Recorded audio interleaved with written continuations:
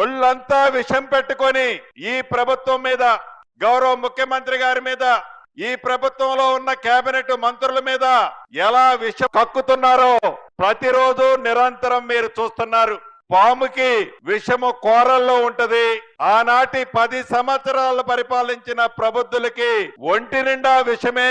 గౌరవ ముఖ్యమంత్రి గారు పేదల పట్ల ఉన్న ప్రేమను చూపిస్తున్న దాన్ని భరించలేకుండా ఎలా నిత్యము విషము కమ్ముతున్నారో మీరు చూస్తున్నారు. ఈ మున్సిపాలిటీలు, కార్పొరేషన్స్ సెమీ ఫైనల్స్ అని ఆ టిల్లు ఏదో కారు కొతల కోస్తున్నాడు.